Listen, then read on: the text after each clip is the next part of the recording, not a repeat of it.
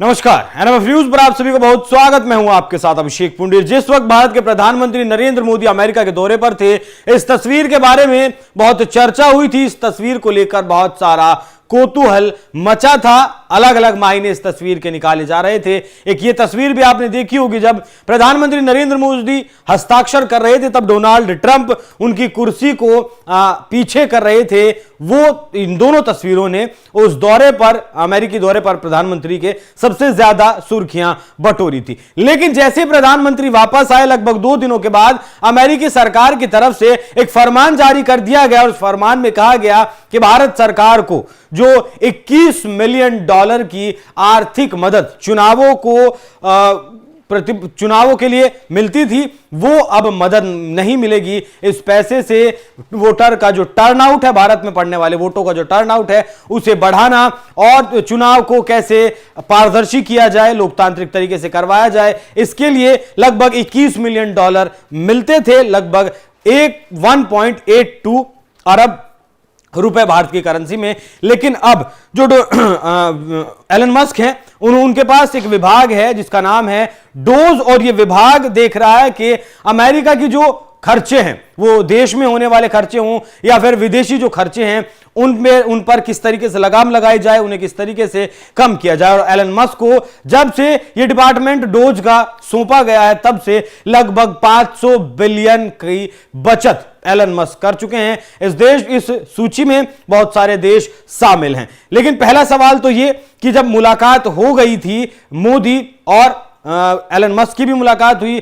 Trump की भी मुलाकात हुई, उसके बाद यह आर्थिक मदद क्यों रोकी गई? हालांकि जो यूएस एड तमाम देशों को मिलती थी, 30 से ज्यादा देशों को अमेरिका की तरफ से मिलती थी, वो भी बंद की गई। लेकिन स्पेसिफिक तौर पर भारत का उसमें नाम नहीं था, जिस तरीके से पाकिस्तान और बांग्लादेश जो हमारे पड़ोसी हैं उनका नाम था। दूसरा सवाल यह है कि अगर यह मदद रद्द फिलहाल की गई है, तो इससे पहले मिलती भी रही होगी, और जब मिलती रही होगी या फिर मिलने वाली थी, तो इसका इस्तेमाल कैसे किया जाने वाला था? अमित मालवीय, बीजेपी नेता, ने इसे लेकर एक ट्वीट किया, जिस ट्वीट में उन्होंने जॉर्ज सोरोस पर बहुत सारे सवाल उठाए। अमित मालवीय लिखते हैं, एक बार फिर कांग्रेस पार्टी और गांधी परिवार के जाने माने सहयोगी जॉर्ज सोरोस ही हैं जिनकी छाया हमारी चुनावी प्रक्रिया पर मंडरा रही है। 2012 में एस.वाई. कुरैशी के नेतृत्व में चुनाव आयोग ने international foundation for electoral system के साथ एक समझौता ज्ञापन पर हस्ताक्षर किए थे। यह संगठन जॉर्ज सोरोस की ओपन सोसाइटी फाउंडेशन से जुड़ा है, जिसे मुख्य रूप से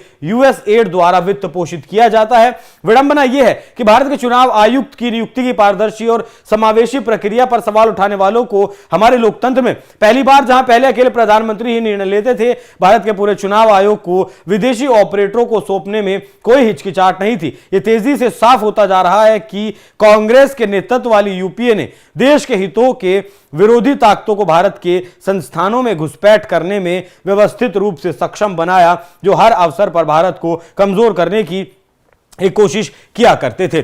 तो जिस तरीके से एक चाइना के बारे में भी खबर आई थी कि चाइना में जाकर सोनिया गांधी और राहुल गांधी ने एक एमओयू साइन किया था, जिसमें क्या था क्या नहीं था वो आज तक देश के सामने नहीं आ पाया। और अब एक बार फिर से जो सोरोस की फंड के आरोप लगाए हैं बीजेपी की तरफ से, ये आरोप लगाए गए हैं। अब भारत सरकार का यह विषय बन जाता है कि वो इस पर जांच करवाए, क्या वाकई में इस तरीके से कोई काम किया जा रहा था चुनावी की पारदर्शिता को खराब करने के लिए, खत्म करने के लिए, या फिर कम करने के लिए। फिलहाल जो मदद रोकी गई है बहुत सारे देशों की, 729 मिलियन कुल मिलाकर उसकी रकम है, जिसमें 21 मिलियन डॉलर भारत के हैं और 29 मिलियन डॉलर बांग्लादेश के भी शामिल है। मैं बता चुका हूं आपको 500 बिलियन डॉलर की अब तक एलन मस्क मदद कर चुके हैं। यूएस एड बंद कर दी गई है। डॉज, जिसका पूरा नाम है डिपार्टमेंट ऑफ गवर्नमेंट एफिशिएंसी, इसके तहत एलन मस्क काम कर रहे हैं। और बहुत सारी जो विदेशी जो फंडिंग किया करते थे दूसरे देशों के उत्थान के लिए, विकासशील देशों को जो पैसा अमेरिका की तरफ से दिया जाता था, वो अब लगभग बंद कर दिया गया है और उसका रिव्यू लगातार चल रहा है। यूएस एड का भी रिव्यू चल रहा है। 90 दिन तक रिव्यू होगा किस देश को यूएस एड देना है, और देना है तो कितना देना है, और देना है तो क्यों देना है। अगर जरूरत नहीं है तो नहीं भी देना। अब यहां एक बात और देख लीजिए आप कि जब हम गूगल पर सर्च करते हैं कि अमेरिका की जो इकोनॉमी है वो कितनी है, तो पता चलता है कि वो 30 माफ कीजिएगा 30 ट्रिलियन डॉलर से कुछ ज्यादा है। लेकिन जब हम सर्च करते हैं कि अमेरिका के ऊपर कर्ज कितना है तो हमें पता चलता है कि कर्ज 36 ट्रिलियन डॉलर से ज्यादा है। मतलब अमेरिका की जो इकोनॉमी है उससे भी ज्यादा अमेरिका के ऊपर कर्ज है। और इसी चीज की जिम्मेदारी दी गई है एलन मस्क की, क्योंकि एलन मस्क खुद कह चुके हैं इस बात को